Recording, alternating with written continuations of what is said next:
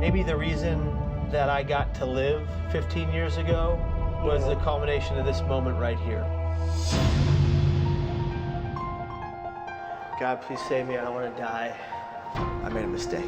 You had a very significant spine injury, but you were completely intact neurologically. Kevin Hines went to the bridge, jumped over the guardrail, plummeted 200 feet, but survived. When we were in high school, he had that first major breakdown. Junior year, and it was like a switch flip. And then you started acting out publicly. I didn't see hope. I didn't see a future. We had this conversation in the hallway, and you said, hey, I found out what's wrong with me. I'm bipolar. I really have been fighting for the last 18 years with this disease. Maybe the reason that I got to live 15 years ago was the culmination of this moment right here. God, please save me. I don't want to die. I made a mistake. You had a very significant spine injury, but you were completely intact neurologically. Kevin Hines went to the bridge, jumped over the guardrail, plummeted 200 feet, but survived. When we were in high school, he had that first major breakdown. Junior year, and it was like a switch flip. And then you started acting out publicly. I didn't see hope. I didn't see a future. We had this conversation in the hallway, and you said, hey, I found out what's wrong with me. I'm bipolar. I really have been fighting for the last 18 years with this disease. Mania, depression, psychosis, hallucinations, all that's still there. I just know how to cope with it, and I know how to beat it. When you see a lot of mental illness, that's a clue that the culture is sick, and that's got to change. So that hope is there. I know I have to keep going, to keep moving forward. You were the first person to ever say, you know, Kevin, you should talk about this, to make an impact on people's lives. There is more that we all can give. I've heard people say, well, hope is not an action plan. Well, it's a start. Talked to 10,000 Marines in 2 days. If you see someone...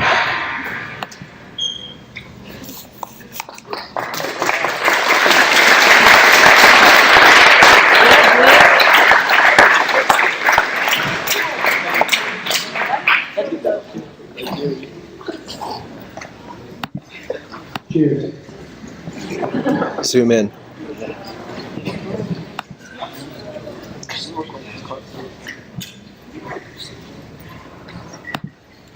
Before we begin,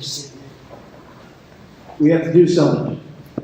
Right here, right now, together. We have to take a moment of silence for all of those that we have lost to suicide from pain.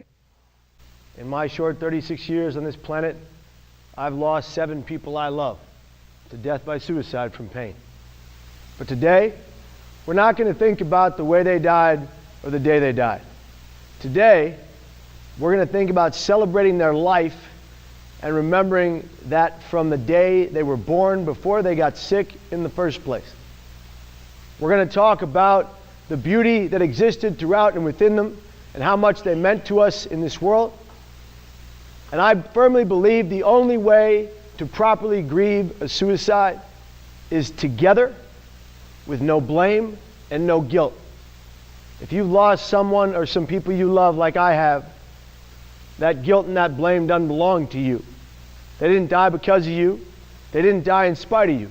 They died because of an epic and insurmountable amount of emotional and mental brain pain. And your brain is the single most powerful organ you wield. So the next time you think of that person you lost, that you loved, to suicide, I want you to consider celebrating their life from the day they were born, their birthday. And do it with family and friends who love them just as much as you do. And on that day, on their birthday, you're only allowed to talk about aloud the good memories, the beautiful times. And I want you to consider something else. When you celebrate their birthday, do it with gluten-free cake and a candle, because that's how I roll. All right? Yeah. All right? And the only way to properly grieve that kind of death is together. Anybody ever tells you to stop grieving someone you lost, who you love, you tell them Kevin Hines said to sit down. You get to grieve those who you loved, who you lost, by any means, as long as you need to. So right now, a moment of silence for all of those that we have lost this way.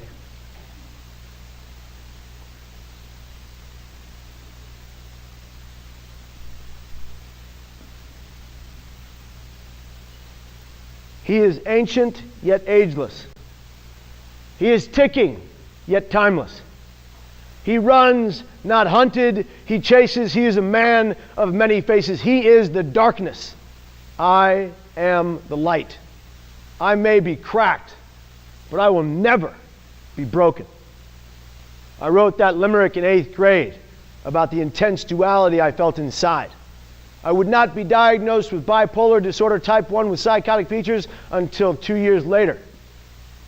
At Reardon High School in San Francisco, California on Phelan Avenue. I'll never forget that day. Days prior to this day, I had been falling apart at the seams, acting erratically, not making sense, and I found myself at 17 and a half on a stage much like this at Archbishop Reardon High School, stage right, which is my left, right over here. And I stood here performing in a show called How to Succeed in Business Without Really Trying, playing a character they called Gatch. Gatch was a philandering businessman. He was a jerk. And Gatch's character, he was, inappropriately talking to the women in the show, and he's on the stage and performing in that show, and I look out into the 1,200 person theater. There was not one seat open. It was packed. And John Fennell, the theater director, was in the back left-hand corner. John Fennell was a failed actor turned thespian teacher. He was a great teacher. He was a terrible actor. Anyway, John Fennell sat in the very back row, drinking himself into oblivion. You see, Mr. Fennell had what we call substance use disorder, primary alcoholism, and he would sit back there and he could never bear to watch his shows that he produced and directed sober. And John Fennell, he sat there looking at me, and I'm on the stage, and I'm falling apart at the seams. I have my first severe symptom of that disease. They say I had bipolar disorder that I didn't know I would be diagnosed with later. Extreme paranoid delusion. And I firmly believe on that stage that 1,200 people are there to do one thing: kill me. Let's just stop right there. What would you guys do? And I need an audible answer. What would you do if you thought 1,200 people were coming to kill you? Freak out. Who said run? I heard run. Who said it? Run. Okay, a few of you said run. You guys who said run, you win the prize. Just to be very clear, just to be very clear,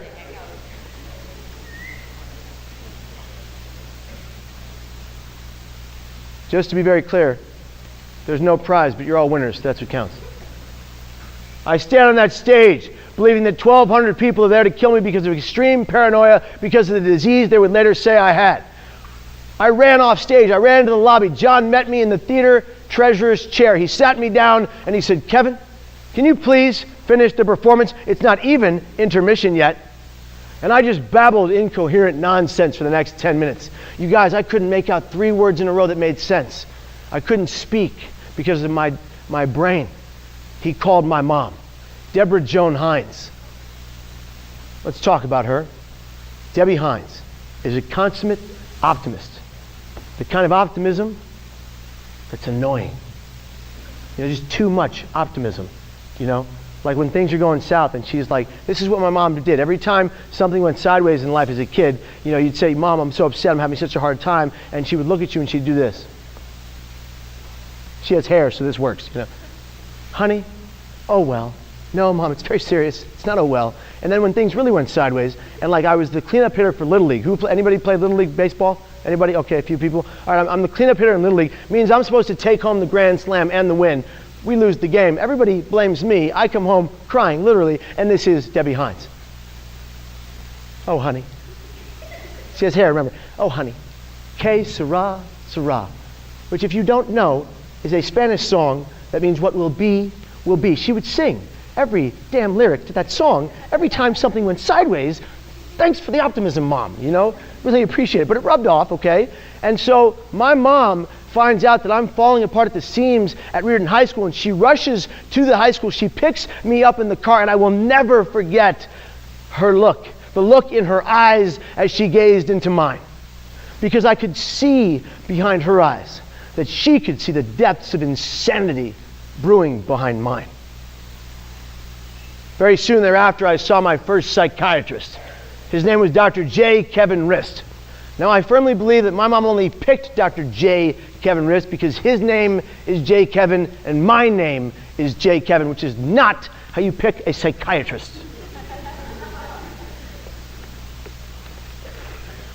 They all said he was one of the best in the field in San Francisco. As a matter of fact, Dr. Rist told me that himself every session. What a humble guy. Kevin, I'm one of the best in the field. Yes, you said that last 10 times. Thank you. You know, and he was a character. He was trying to help me, right? But he was a bit of a dweeb. You know, he had the part in the hair a little too left of center.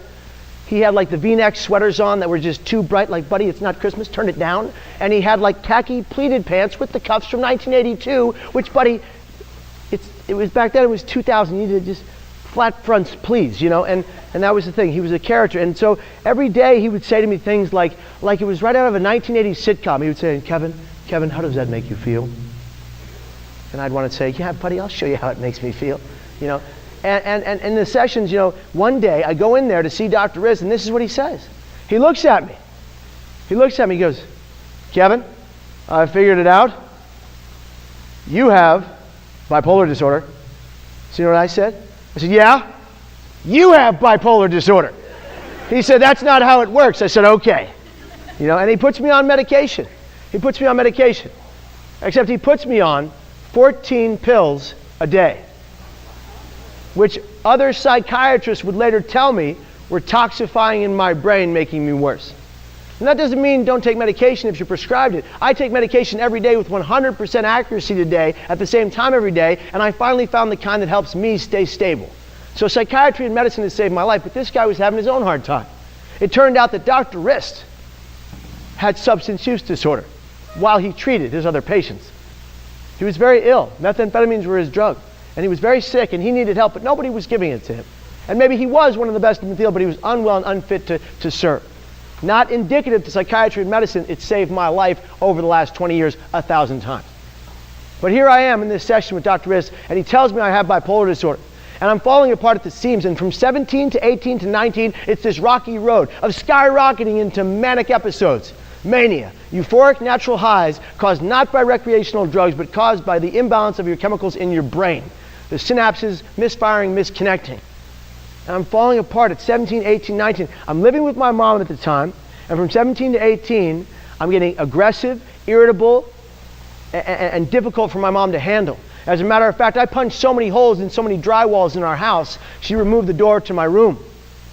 And then she removed me on my 18th birthday and sent me to live with my father. I don't blame her. I scared her. I don't blame her at all. She had to get rid of me because I was terrifying her. And I go to live with my father. Let's talk about him. Patrick Kevin Hines. Pat Hines is a pragmatic, pessimistic, and stone-faced man. He's a man void of true emotion most of my life until we went to therapy together in my third of 7 psychiatric hospital stays. We'll get to that later. And Pat Hines, you know, he's got the face of a Shar-Pei. You know what I mean? Wrinkles is what I'm saying. And Pat Hines, he's a tough Sunset Irishman. But in order for me to explain this story and do it right, we have to stop right here. We'll get back to Pat Hines, and we have to go all the way back. All the way back. Let's go back to the day I was born. August 30th, 1981, in the great city of San Francisco.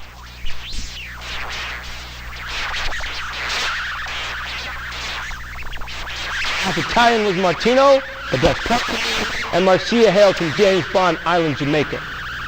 And my birth mom and dad, this one adopted you guys. My birth mom and dad, nothing. They had no money, no feasible income. They did what they had to do to survive with their 2 incomes. And my birth mom and dad, sadly, they had substance use disorder, hardcore drugs and alcohol. And they would leave me and my infant brother unattended. Do you know where my life began? I was born in San Francisco, California, on 6th Street in the Tenderloin, in what they call a crack motel. I was born in severe poverty. I was born to humble beginnings. And my birth mom and dad would leave me and my brother unattended in these seedy motels with barely a box spring for a mattress, concrete slab floors. Had we have fallen off that mattress, we would have cracked our heads open and probably died. Had we had touched the dangerous drug paraphernalia that lay on that bed, sharp metal objects, we could have died. And my birth mom and dad, they loved us dearly, I know that. But they couldn't take care of us because they couldn't take care of themselves. And they would leave me and my brother unattended to go do, score, or sell drugs, or do whatever they had to do to pay that motel bill on the hour, by the hour. However illegal. And one fateful day, one seedy motel clerk made his most unseedy decision. He heard our screams and our cries in his mind too many times, and he called the police. It would be the very first best day of our lives. And the police came in with Child Protective Services, and they swooped us up and they placed us into the system. When they found us, the court documents read, the children lie there in their own filth, screaming and crying, not to be neglected. Barely a diaper. Barely clothed. They brought us into the system, foster care. The idea was that me and my only full-blooded brother would be adopted together. Do you think that's what happened? No, it is not. Just a point of reference, my biological name is not Kevin Hines. Name, no offense to anybody, that's a fact. And my birth name is not Kevin Hines. My biological name, anybody want to know it? Any one person? Just need, there's three? Okay, that's good. All right. My biological name is Giovanni Gabriel Prasad Perales. And somehow my brother's name is just Jordash. What the hell? I get 40. And so I was supposed to be adopted together.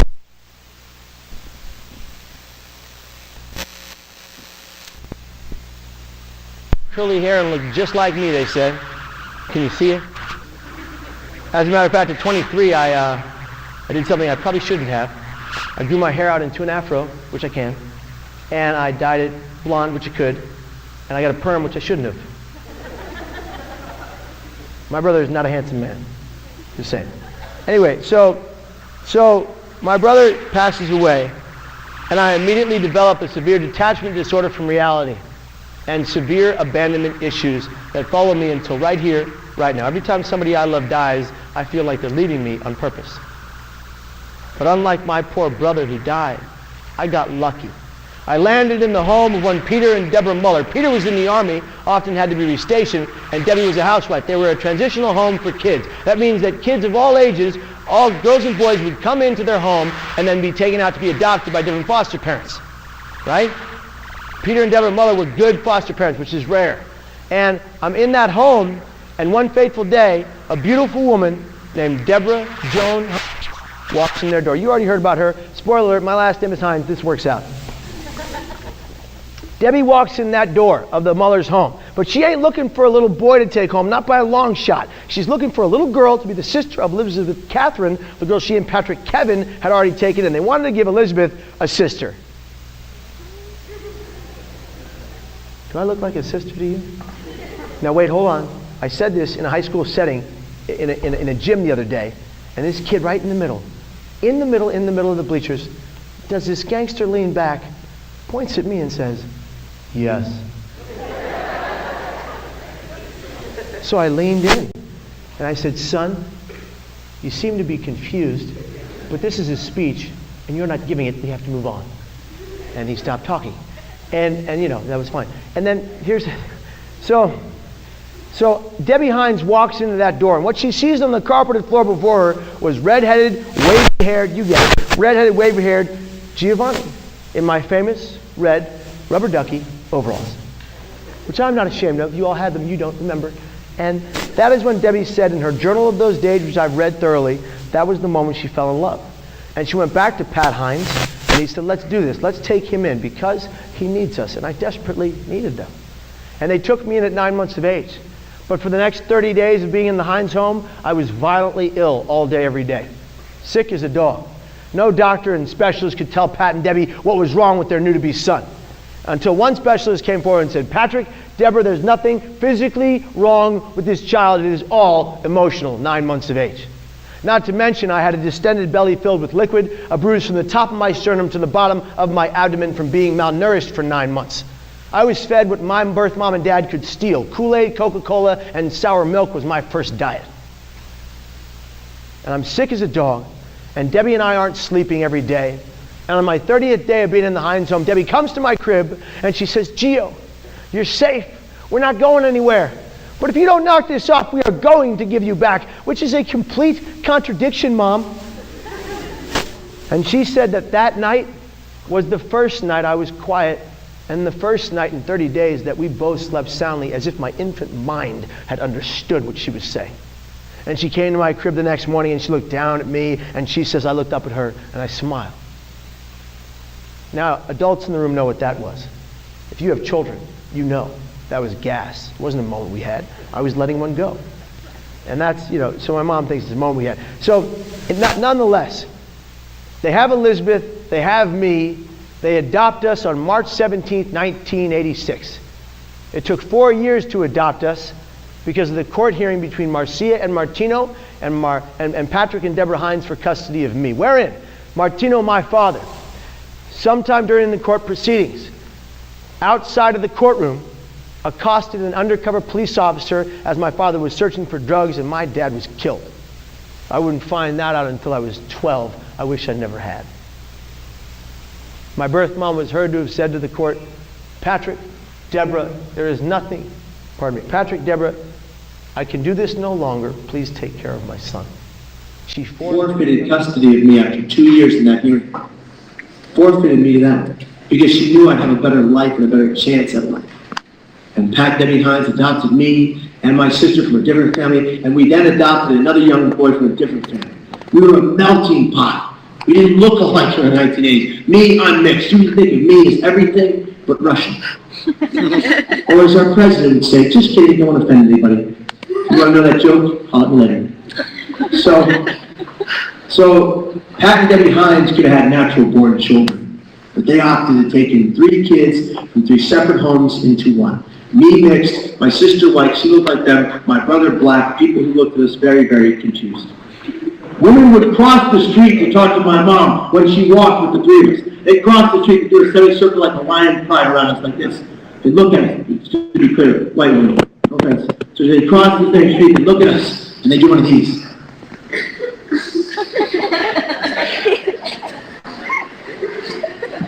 Excuse me. How did that happen? And that's when my mom would look at them and go, oh, different fathers. Which was epic because it was very true. We all had different fathers. So that radio mom. We didn't care, you guys, that some people would allow us into their restaurant together. We went somewhere else. We ate something else. Because we were a family in love. We were happy. We were good. They worked tirelessly to give us everything we ever wanted in life. Because my mom and dad are the hardest workers in any room. And here we are, growing up as a kid, and I thought to myself, how can anything go sideways from here? My life's planned out. My mom and dad are amazing. I had a beautiful childhood. I had a traumatic infancy, but a beautiful childhood and a great existence. And my mom and dad love me unconditionally. And they've given me everything I could possibly want or need in this world. And then it all came crumbling down at 17 and a half years of age on that stage. My whole world. And there I am seeing twice a week. And he tells me that psychiatrist every. And all I want to do is be the kid I used to be. All I want to do is be the kid that took the wrestling championship. All I wanted to do was be the kid that had just on the state of the football team. All I wanted was be the kid that was on the speech and debate team. For 2 days before they kicked me off, I was there. But that kid was falling apart, and that kid was gone. And what was left in his wake was a feeble, small, pathetic, sad, terrified young man who had no purpose. And he was terrified of himself. And then it happened. I started having severe hallucinations, seeing and hearing things that nobody else can see or hear, believing them to be real. And at 18, on my 18th birthday, my mom kicks me to the curb, clothes on the porch in the rain. My dad comes to pick me up. Now me and my dad, we don't get along because he can't understand mental illness and I don't understand him and how tough he is. And I wouldn't understand my father, Pat Hines, until he and I went to therapy my 3rd or 7th psych ward stays. And he finally told me that his parents also had substance use disorder, primary alcoholism, like John Fennell, that theater director. And they would die of liver cirrhosis, and liver failure at a very young age. And my dad, Pat, would be left with a few dollars in his pocket to make his way in the world. He'd be in the gutter as a kid. And all he ever wanted to do was grow up and raise a family he loved and cared for like he never had. And my dad, he fought for everything he ever earned the hard way to become one of the most prominent and successful bankers of San Francisco history, from the ground up. And he and Debbie Hines gave us our future, but even so, all three of us kids would see the inside of psych ward 3 times before we were each 27 years of age, because of our brains. Your brain is the single most powerful organ you wield. 88% are automatic mode, controlling every action and inaction you take, every decision and indecision, for lack of a better term. If your brain is malfunctioning, there goes the rest of you. So I find myself at 18 in my dad's home. 18 to 19 years of age, we're fighting all the time, tooth and nail, yelling and screaming matches, we're not getting along. It almost comes to blows one day. And then at 19 years of age, I can't take the pain of my disease anymore. I'm seeing and hearing things nobody else can see or hear. On a nightly basis, I would see death himself hovering through my window. As you might imagine him from the movies, his cloak, his hood, his staff and blade, and his right bony arm. He'd reach out his other bony hand, turn it upside down, and his eyes would light the fire of his skull face as he would say, come home with me, Monday through Monday. But who amongst you thinks for one hot second that when my father woke up in the morning and said, hey, Kev, how'd you sleep? Who here thinks I told my father I spent half the night talking to death? No, because I thought if I told my father that, he would think that I was crazy. I don't use that word lightly. That word crazy is too easily and often used for people, places, and things that are not. I say it only to make a point. When I wasn't seeing and hearing death, I would have such current illusions that I believe the United States Postal Service workers had a plot for my assassination. They deliver paper in boxes, not death, but I thought they were coming for me. Every time I saw a USPS truck, by the way, you get those trucks, right? Yeah. Just like 3 of you get mail? That seems weird. Okay, you guys all on email, you've gone green, congratulations. Tremendous, tremendous. And so, every time I saw a USPS truck, I would run in the opposite direction. I'd run myself right into a violent asthma attack. I've had exercise-induced asthma since kindergarten. And I'd make my way back home. On occasion, I would have to crawl and hand and knee up the stairs because I could barely breathe. I'd pull out my nebulizer machine from the closet. Who knows what a nebulizer machine is? You guys all have asthma. There's something in the air here. Jeez. So I'd pull out my nebulizer machine, cap off liquid medication, pour it inside the mask, put the mask over my face, and do that for 20 minutes until I could breathe again. But how many of you think for one hot second that when my father got home from work at night and said, hey, Ken, how was your day? Who amongst you thinks I said to my father, well, you know, Dad, it was a good day. I spent half the day running from the murderous, assassinated, killer postman, but otherwise it was great. No, I didn't say that, because I thought if I told my father that, he would think that I was crazy. So I buried it. I buried every sign and symptom. I buried every issue. I buried every trigger to my disease. And I, in effect, got really good, you guys, at one thing. Silencing my pain. If you're going to learn one thing from me today, and one thing alone, may I ask that it be this? Do me a favor, guys, and hear me when I say this to Trump. When you leave those doors, and you go about the rest of your natural lives, do me a solid, and never again silence your pain. Your pain is valid. Your pain is important, and your pain is worthy of your time and others. Your pain matters simply because all of you do. When we silence our pain, it only bubbles and festers and grows and it bursts inside us. And things like rage, aggression, violence, substance use disorder, domestic disputes, suicidal thoughts, ideas, or actions. I was in a world of hurt in high school. You guys were in high school. I was in a world of hurt. I ended up at 18 with my father. I ended up at 19 believing I had to die. I ended up believing that I was useless, worthless, and less than, none of which was true. We all have value. We are all intended to be here. We are all important to each other. And I found myself at 19 sitting at my desk writing a note. I know only 20% of people who die by suicide actually write. I wrote that note to my mom and my dad and my brother and my sister and my best friend Jake Lewis and my girlfriend / ex-girlfriend. It was debatable depending on who you asked. I wrote that note, Mom, I love you, but you're not always right. Dad, I love you, but stop bringing the office home. This isn't work. I said to my little brother, who wanted to be nothing more than the greatest DJ on the West Coast, I said, you got this. He was making those mixed cassette tapes when they were still hot. So you guys even know what those are? Anyway, so my sister wanted to make films. I said, you got this. I said to my best friend, JP was the worst part of the entire note. You'll find another best friend. I said, that's remotely how it works. I said to my girlfriend / ex-girlfriend, it's not you, it's me.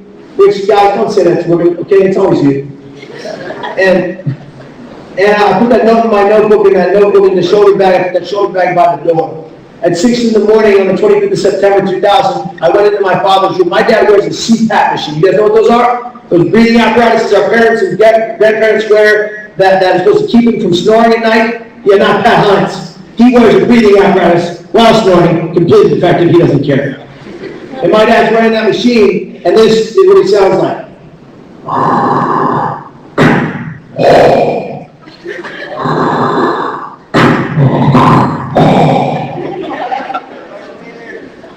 Like your good friend of mine, circa the original 1970s, not this new nonsense, the original, the great and the true, dark thing. And my dad is strolling him awake. He looks at me and he says immediately, Kevin, what's wrong? I leaned in and I said, nothing, Dad. I just wanted to tell you that I love you. In my mind, it was for the very last time. I wanted to tell my father the truth. I wanted to tell the one man who loved me the most in the entire world the truth, but I couldn't get the words out because the voices in my head told me what I had to do. They told me to silence myself. They told me to be quiet. They told me I had to die. Voices, think of it like this. You're hearing voices, if you've ever understood this, a third party in your head that you don't recognize as anyone you've ever known telling you things you have to do. It's terrifying. And I'm here with my father, and he looks at me and he goes, well, Kevin, I love you too. But it is 6 in the morning, and I'm going to have to be working until 9 and go back to bed. But his knots back on, fell soundly asleep as quickly as he had woken. He didn't know I walked around the other side of the bed. I sat on the carpet floor and I rocked my body back and forth in tears, begging myself to tell the one man who loved me the most in the whole world the truth. But the voices told me I had to die. But they were wrong and I didn't know it. You see voices in your head, even your inner critical voice, which we all have. It's the greatest liar we know. Telling us what it wants us to hear, and that we're bad and not worthy, and it's all false. I didn't see that. At 6:30, I went back to my room. At 7 a.m., he entered my father. He said, Kevin, I'm very worried about you, and I don't know what to do. Why don't you come to work with me today? I said, sorry, Dad. I have a math test today. That should have been his first clue. I hate math with a fiery passion. I tell students such as yourselves in front of all your teachers that math doesn't really exist. Think about it. 4 plus 4 equals? Don't be ridiculous. Tell me what it equals. 4 plus 4 equals? Have you ever thought to ask yourself, why? I hate math. I don't care if you know the answer. Leave me alone. I hate it. Okay? So my father doesn't see the book bag packed on the door and the math book on my desk. We get in his car. I finally convinced him it'll be fine that day. He's going to take me to City College. I'm supposed to take the bus home that night, knowing full well what I was going to do and where I was going to go to do it. And I get in his car and I grip my shoulder back to my chest because I don't want Pat to find me out. I don't want him to find the note. My father talks the entire ride. Patrick Hines is not a very talkative man. He speaks when spoken to. And when spoken to, he says things like this. Kevin, everything I say and do is with a purpose. I'm telling you this purposefully.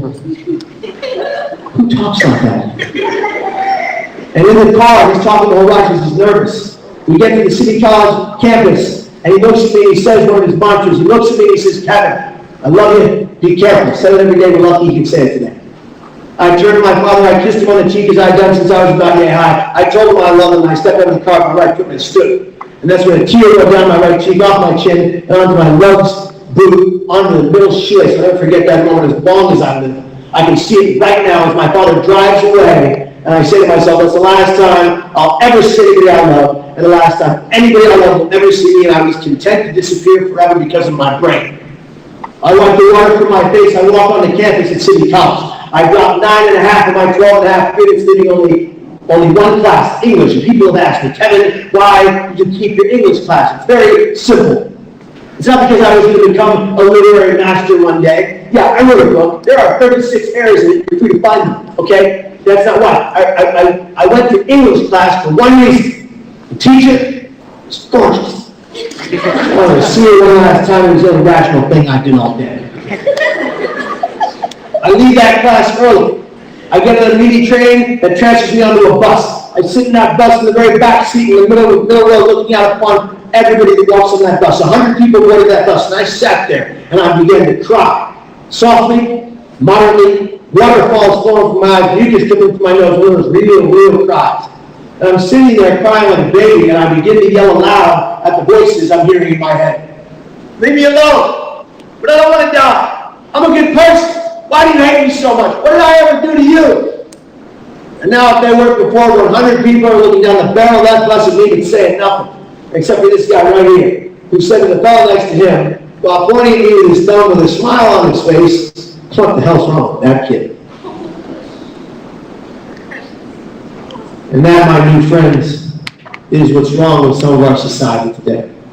Our innate human ability to see someone, anyone, in the greatest pain that they ever be experiencing emotionally, and feel nothing for them but fear of them and apathy toward them, and that's his or her problem and it ain't mine. I disagree. I firmly believe that we are nothing else on this beautiful planet. We are one thing together, or at least we're supposed to be. Our brothers and sisters, keepers. Do you agree? Yes. We're not here for personal betterment or gain. We're here to give back to those in pain. Those we know, those we love, those we don't know from Adam, and those we don't even like. We're not here to hurt people with words or actions. And on that note, how many of you, by an honest raise of hands, have ever been hurt by someone's words or actions? Keep your hands up high. How many of you have ever been hurt by someone's words or actions? I can see every hand. Now, on the same token, how many of you, keep your hands up, how many of you have been hurt? How many of you have hurt someone with your words or actions? Be honest, be real. I'm being real with you. When does it stop? Hold on, guys. I need you to hear me right now. I shouldn't hear any other voice in this room. I need you to hear me right now. You put your hands down. Thank you. I need you to hear me right now. Our words and our actions have the power to do one of two things: damage and destroy, or help and heal. What will your words and your actions do to the people next to you going forward? If you are in this theater and you've ever hurt someone, hazed them, teased them, or bullied them just because you can, consider why you like hurting other people for fun. Because it's a problem. Maybe it's because you've been hurt, because that is a learned behavior. None of us are born wanting to hurt other people's feelings or physically just for fun, for no reason. We've learned that from people who have hurt us. That's a fact. You see, when I was your age, in high school and grade school, I was a tiny little guy. And when I was your age, I was the kid they picked up, turned upside down, and placed in the trash can in the banana peels for fun.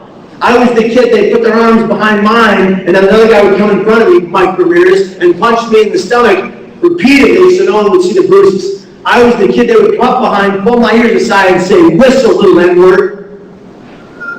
What I'm saying to you is this. If we decide it's okay to hurt each other with words or actions, we have a problem, we need help. And if you can decide today to never do it again, and to go up to those individuals after today and say you're sorry, you can start the healing process. That takes strength. I've been through a lot in my life. I've been in pain since the day I was born. Yet here I stand with you, believing in a better tomorrow for each of you. I promise you, I know what I did. I attempted to take my life off the Golden Gate Bridge in the year 2000. All right? I got off that bus. At the bridge parking lot. 100 people deboarded. I'm the only one left on the bus. The bus driver stands, looks at me, and all I wanted to say is, "Hey, are you okay? Is something wrong, or can I help you?" And I would have told him everything and begged him to say. But he looked at me and he goes, "Come on, kid, get off the bus. I gotta go." I walked right up to him, he looked at me, and he motioned for me to get off the bus. I walked down those 2 steps. They felt like 2,000. My feet were heavy, my heart was palpitating, my eyes were red with tears. All I wanted was for one person to see my pain and say something, anything kind to me. I would have told him my whole story and begged him to save me. I walked onto that walkway of the Golden Gate Bridge. I walked up and down for 40 minutes, pacing back and forth, crying like a baby. Bikers, joggers, tourists, runners, police officers searching for suicidal people. They all went by me twice. They hadn't been trained in prevention. They are today. They save 52 to 72 lives every year died off the bridge. Yet one person dies at the Golden Gate every 7 to 10 days right now. I found a particular light rail. I leaned over and I'm crying my tears to the runners below. And that is when it happened. A woman from my left approached me. She had blonde, curly hair and those sunglasses you ladies love to wear in the heat that do not fit your face. You know who you are. I just need you to know something. You all look like giant human bugs. So when they consider next time for another class. And she approaches, and I'm thinking to myself, and she's smiling at me. She is going to save me. I would have to die today. She's going to ask me if I'm okay. I can tell her everything. And she walks up to me, pulls out a digital camera, and says, "If you could take my picture?" Lady, this is terrible timing. But okay. She stands right here where I'm about to disappear for the rest of my life. And I take a picture 5 times. It took about 5 minutes. She had to pose herself. You know, it was really interesting and hilarious. And I looked at her and I went, "Lady, come on." And she gives me, she says thank you. I hand the camera back and she walks away. Now back then I was upset about it. I thought, how could she not see my pain? I'm leaning over a rail of the bridge crying like a baby. How could she not see me? But then I realized, had that woman not stood there for 5 minutes making me take her picture, what happened next wouldn't happen and I wouldn't have lived. Let me explain. She walked away. I said, "Nobody cares." The voice in my head said, "Jump down," and I did. I catapulted myself into free fall, but all I wanted to do was reach back to the rail, but it was too late. On the instance that my hands left the rail, the millisecond my hands left the rail, I had an instant regret for my actions. Why? Because I knew at that moment my thoughts didn't have to become my actions, but I couldn't see it before then, and now I think it's too late. I'm falling at 220 feet, 75 miles an hour in 4 seconds. That's 25 stories. Falling from that height at that speed when you hit water is like hitting a solid brick wall. The impact reverberated through my legs, and it shattered my T12, L1, and L2 lower vertebrae in shards like glass. They lacerated me internally. I went down 70 feet, and something you were well aware of happened. I opened my eyes. I'm alive, and I'm drowning. I don't want to drown. I didn't want to drown. I swam frantically in any direction. My legs I couldn't feel. I was going down.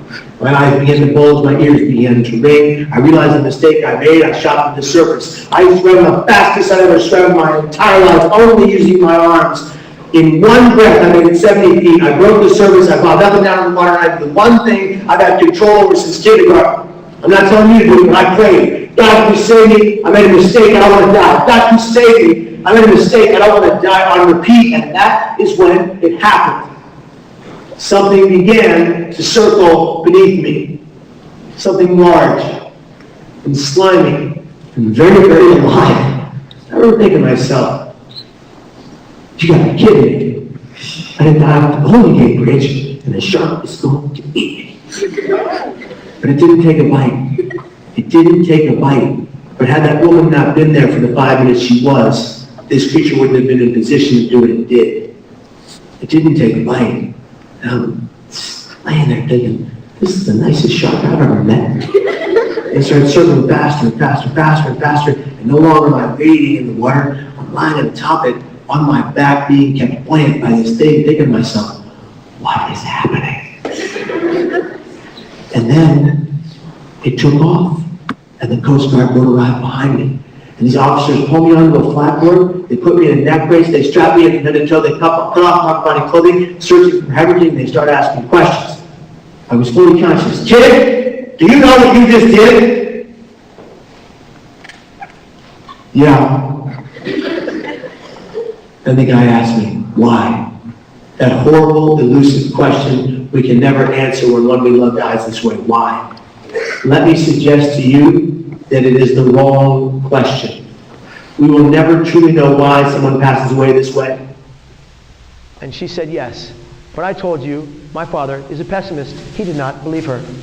He thought she was insane, had to get him to ID the body at the morgue safely. He went to his secretary, Rachel. He said, Rachel, I need you to take a ride with me. She said, Pat, what's wrong? You look like you've seen a ghost. He said, Rachel, my son has just jumped off the Golden Gate Bridge, and I fear that if I do not have someone riding in the passenger seat of my car, I'll go over a cliff. He didn't mean by suicide. He meant that if he didn't have someone in the car to protect, he wouldn't be able to see straight because of the pain he was in, thinking that I was gone. My father got to the hospital first. Why? Because he speeds like a maniac. He gets to the hospital first. And my father, the pragmatic man he is, who I've never seen cry in 19 years, he steps 1 foot into my room, looks to his left where I lay, broken, battered, mangled, bent, IVs in both arms in a bracing structure. He looks at me and he says, Kevin. I look up at my dad. I took off the mask. I said, Dad, I'm sorry. Guilt. He looked at me and he said, no, Kevin, I'm sorry. Guilt that neither he or I deserved, and it didn't belong to us. I didn't know what I was doing when I did what I did. I certainly didn't do it selfishly to hurt people. I was in the most pain I'd ever experienced. And I argue that mental and brain pain is 300,000 times worse than any physical pain I've ever experienced, and you know I've experienced excruciating physical pain. My father comes over to my left side. He puts his hand on my forehead. He says words that will never leave my mind. Kevin, you are going to be okay, I promise. It was a promise he couldn't make. They didn't know if I'd live through the night. But he made it anyway, and I held on to it. My mom came into the room later. She was smiling from ear to ear as only that optimist can. And she said, oh, honey, I guess God wanted you to win that Oscar. And I'm like, Mom, I did high school theater, calm down. But she didn't care. She asked me the other day, hey, Kevin, when you get there, I'd like to be your +1. Okay, Mom, good stuff, yeah. Anyway, so my brother comes in, he's 13. He's 13 years old, and I didn't know until that day that he actually did look up to me. He comes in, he leans in, he's enraged. He said, how could you do this to us? We love you. I hate you. And he walked out. He has no recollection of this, but I have witnesses. And then people started writing to me from all over. People I hadn't talked to in 7 years. I'm in that hospital going from a wheelchair to a walker and a back brace to a back brace and a cane. I have a 10.5-hour back surgery to replace my shattered vertebrae with metal. Titanium is my back. It's the only reason I get to stand, walk, and run. 38 people have survived the jump off the Golden Gate Bridge. 38 people have survived the jump in 80 years of that bridge being open. Over 2,000 have died. That's 1%, about 1.8% survival rate. Of the 38 individuals who have survived the fall, just two weeks ago, 5 of us can walk and run. They call us the most exclusive survivors club in the world. There's a book of the same name by Ben Sherman. I'm not just lucky to be alive. I'm lucky I get to exist. And if I get to exist, like we all get to exist, think about all the babies that never make it. I've had a miscarriage with my wife. Think about all the babies that never make it. We get to be here, and if we get to be here, we have to make a difference, a positive difference in the lives of others. In that hospital, I get out of there and I go right to my first psych ward, because you can't just go home after that. 7 psych ward stays in the next 11 years, all for suicidal crisis. Ladies and gentlemen, my new friends, I've got chronic thoughts of suicide. It means I think about it regularly, but I can tell you this point of fact: I will never die by my hands, because every single time I'm suicidal, I will find someone to my right or someone to my left to tell the truth to. I need help now. And if that person can't give it to me, or that person can't give it to me, I will search and find someone who can empathize with my pain and help keep me here. Because I'll never die by my hands. Destruction, my attempt, caused the people that love me. I asked my father in the filming of that movie clip, Suicide, The Ripple Effect, our film that's out right now. I asked my father in that film, which we didn't put in the movie, I said, Dad, do you still fear my death by suicide? And he looked at me and he said, Kevin, every time the phone rings. He didn't say when I call him. When the phone goes off in my father's pocket, his first and every thought is Kevin alive. My actions did that, and I take responsibility for my actions. So I will fight tooth and nail to stay here every day no matter what, because we deserve to be here, all of us do. And suicide should never be the solution to our problems. It is the problem. Say that with me. Can you say it with me? Loud and proud. Suicide. I need to hear you. Suicide is never the solution to our problems. It is the problem. Now look at me. Look at me in my brown eyes. You deserve to be here. You are worthy. You are intended to be here, and you do matter no matter what anybody says.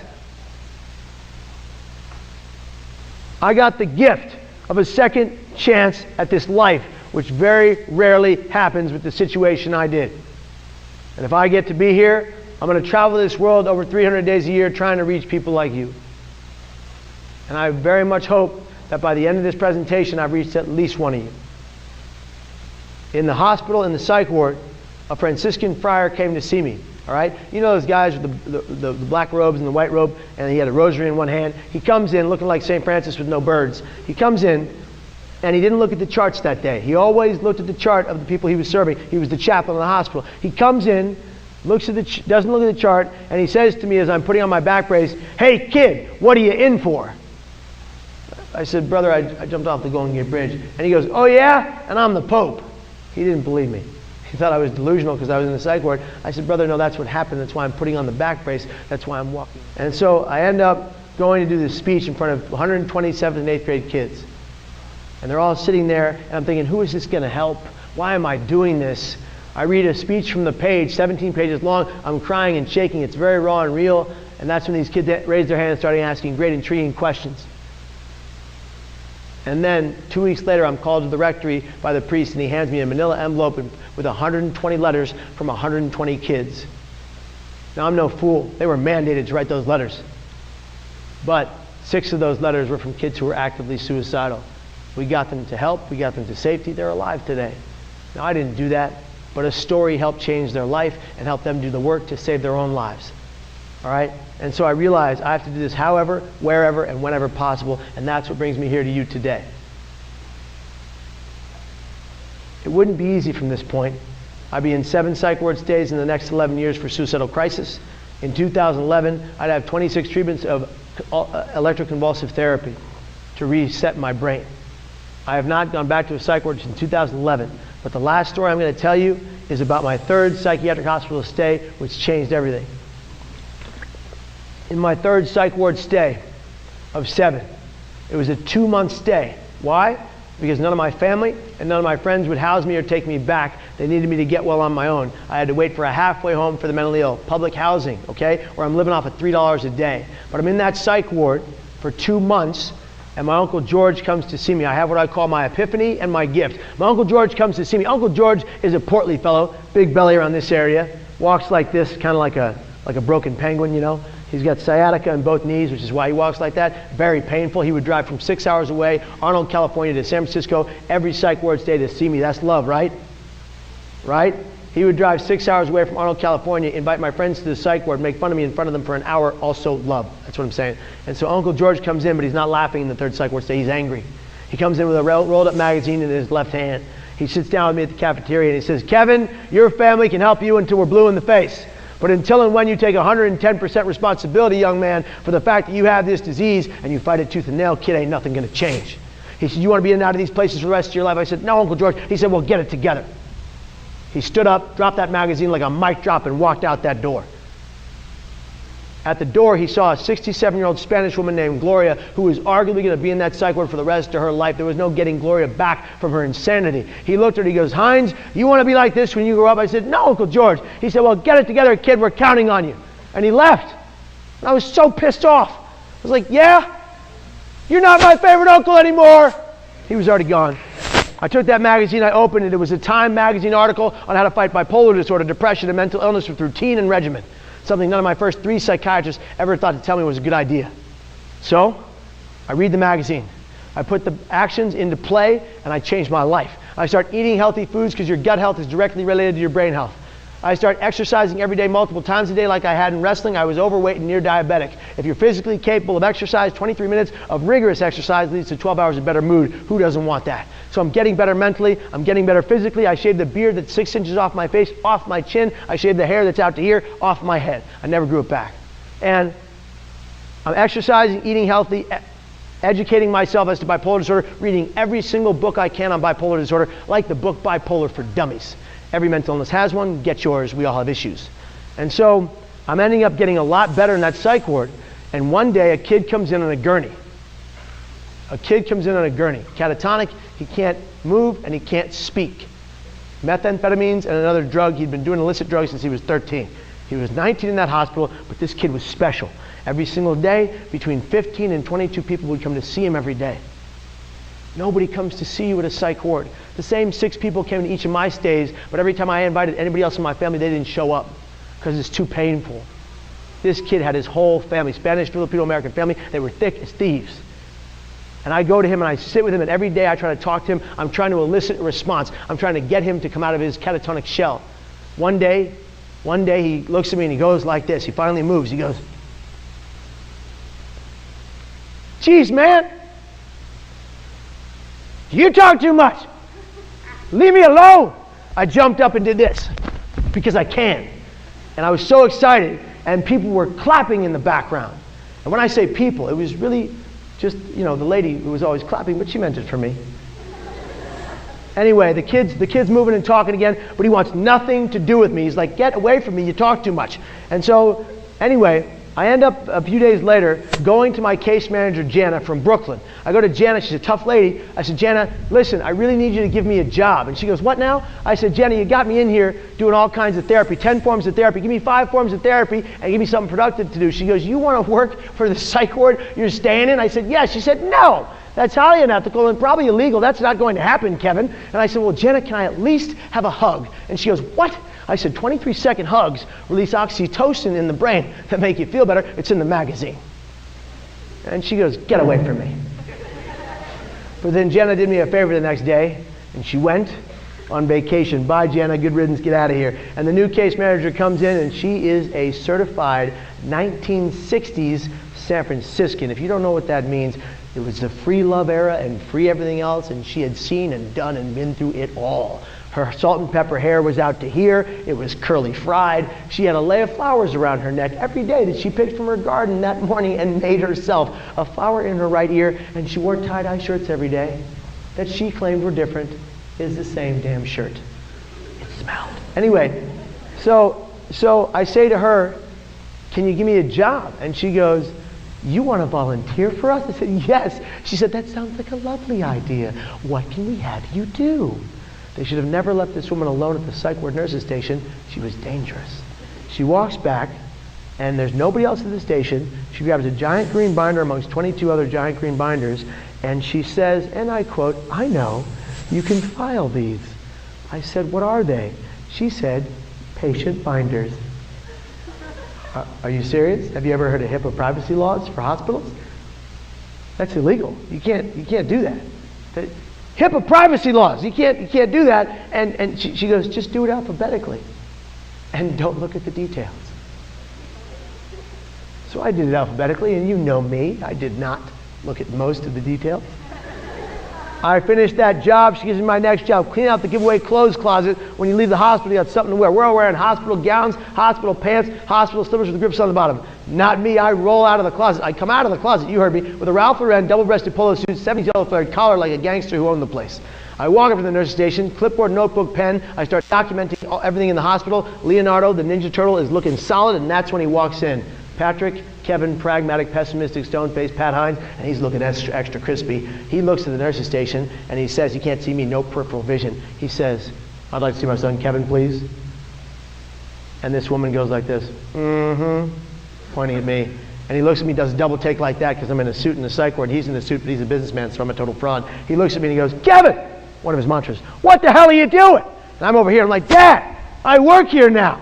And he's over here and he goes, "What?" Like Lil Jon the rapper. You don't know who Lil Jon is? LIL''Jon. Look that up on Google. Watch that man say what once. My dad said it twice. "What?" And he looks at this woman. He goes, "Get me the manager." And she looks at him and she goes, "Sir, this is not a hotel.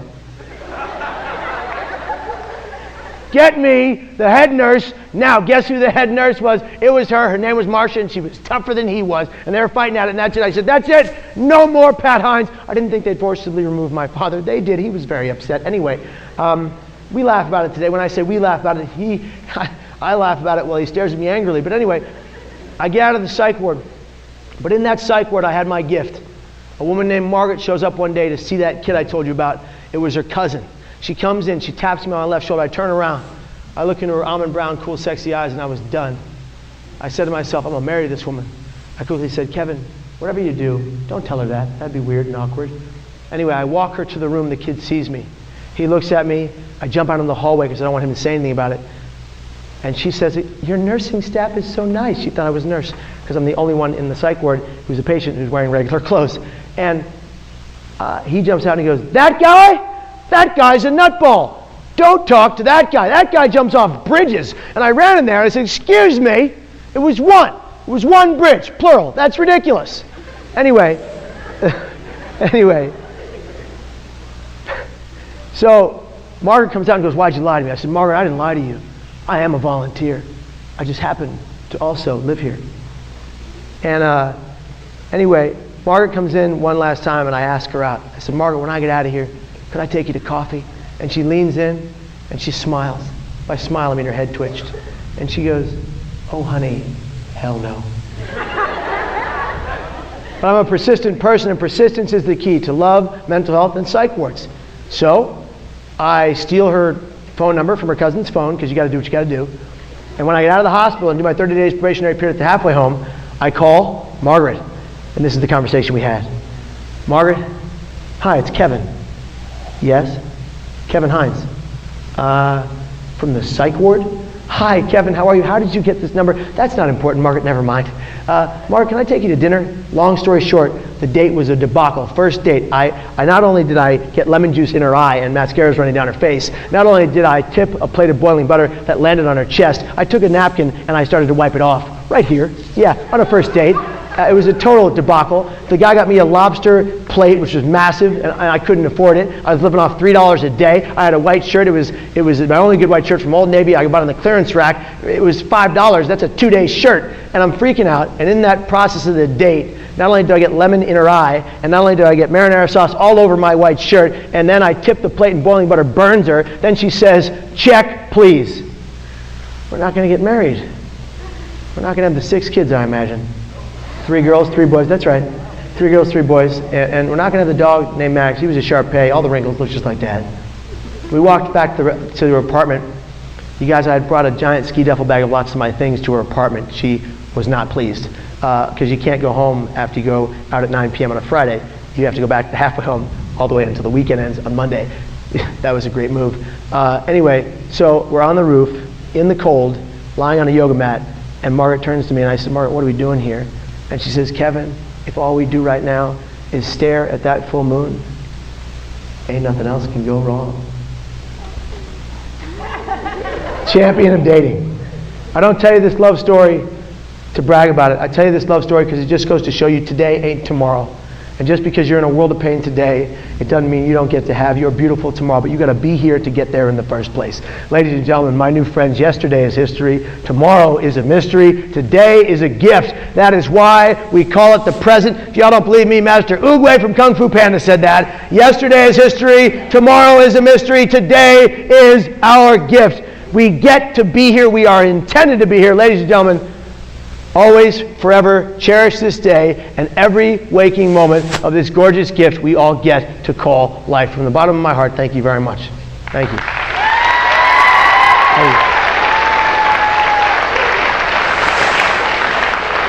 Thank you, guys. Now, really quick, guys, really quick. We're going to do something here. We started together, we're going to end together. If you're physically capable, please stand right now in silence. Please stand, really quick. All right, here we go. Come on.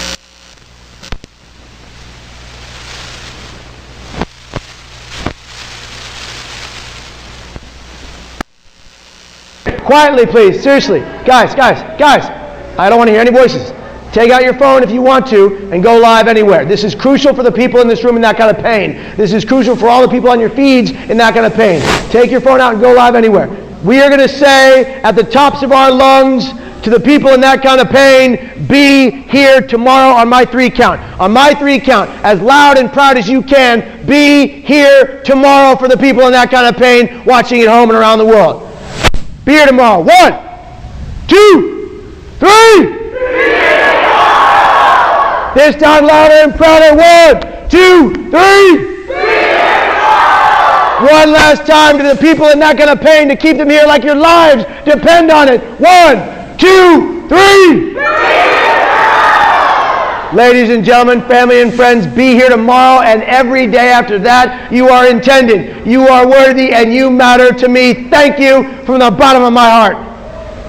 Thank you very much, guys.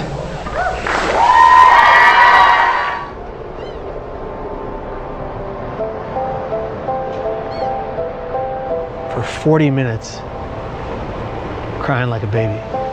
Bikers, joggers, tourists, runners, they went by me.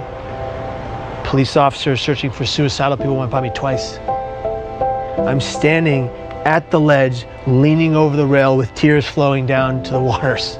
And I thought to myself, absolutely nobody cares. And then the voice in my head said, jump now, and I did. And the millisecond that my hands cleared the rail and my legs flew over it was an instant regret.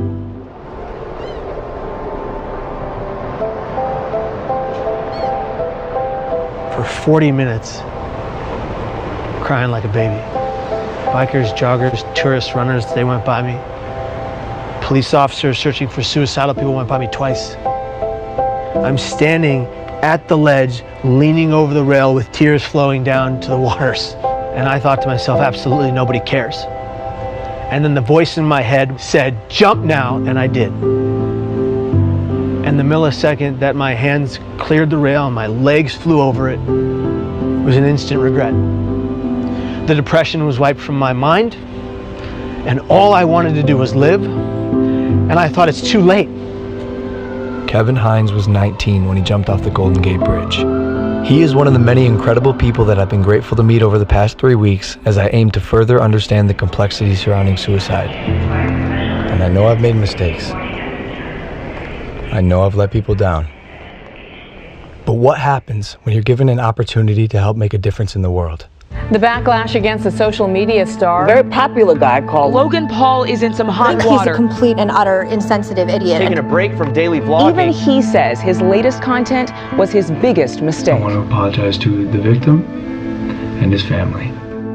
It's time to learn from the past as I get better and grow as a human being.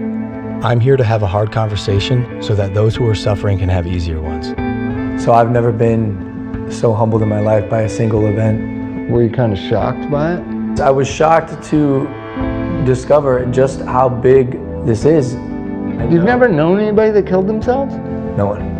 And that was part of the problem, is just my ignorance on the subject. But in Ohio, where you come from, it's the second leading cause of death.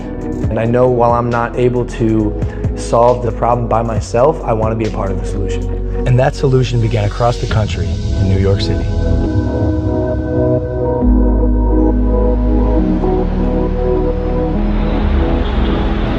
We sat down with Dr. John Draper, director of the National Suicide Prevention Lifeline. We have to change the conversation publicly from just focusing on suicide and how something bad is happening and say, well, what do we do about it? Help people understand that the first thing they need to do is reach out and talk to somebody when they're feeling in despair. Because you're not alone with it anymore. They've done studies with people who are experiencing any kind of pain, including hanging off a cliff. You can hold on a lot longer if somebody is right there with you. I think as a society, as human beings, we just have to be more compassionate. And that includes me too. That's something I'm learning along this journey. And something else that Dr. Draper told me were the 5 steps that anyone can take to help prevent suicide. Step 1 is simply just ask. Ask yourself, ask others, are you thinking about suicide? And I know that sounds like a daunting question, but literally that question can save lives. And step 2, accordingly, would be just to listen. Be present, don't make any judgments, and then step 3 would be there for them, even after you've already asked, because dependability is key. Step 4 is then help them connect, whether it's with a friend, a family member, a local suicide hotline, therapist, but help them reach out to someone so they don't have to deal with this alone. Lastly, step 5 is just check in on them, show them that you care, call them up, say, hey, I want to make sure you're okay, can I check in with you over the next few days? So one of the things that is so important about reducing stigma is getting stories out there about people positively coping with suicide. Do you guys know anyone I could talk to with the lived experience of suicide? Absolutely. We have quite a number of people that we could refer over to. Yeah. That'd be great. Yeah. And that's how we got introduced to Kevin Hines. 17 years ago, Kevin jumped off of the Golden Gate Bridge and survived. These are individuals whose stories, when people hear them, they say, you know, maybe I can get through. As opposed to hearing stories when people haven't. And those are, unfortunately, those are stories that we've heard before. Now we're hearing more and more stories of people being more open about it. And as I was saying before, Logan, For every one person that dies by suicide, there's 287 other people that think seriously about it but don't. Those are stories, again, that have not been told. If we told those stories of people who got through it as opposed to one who didn't, imagine what kind of influence that would have on people's behavior. When I found out that 1 in 6 high school kids seriously think about suicide, that's stunning. Yeah. This is such a common problem. Logan, all I wanted was for one person to look me in my eyes and say, hey kid, are you okay? I am so grateful to be alive. And I'm grateful today for every millisecond I get to breathe. Because it was almost all ripped from me by me. What's one thing you would have said to your younger self? To the Kevin who was 19, sitting on the bus, if you were next to you, and instead of the guy who pointed and laughed, what would you say? I would just put my hand on the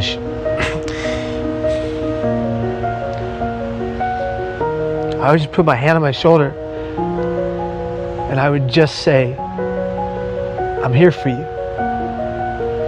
I got you.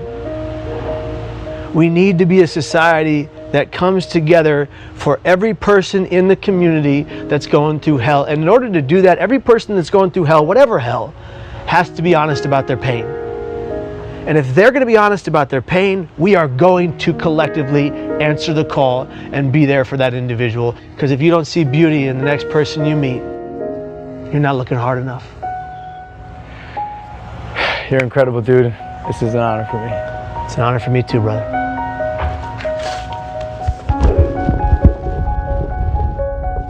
From this point on, I want to make an effort to contribute and immerse myself in the conversation, so I'm pledging to donate $1 million to various suicide prevention organizations, with the first $250,000 going immediately to the National Suicide Prevention Lifeline so they can increase their capacity to help those in need.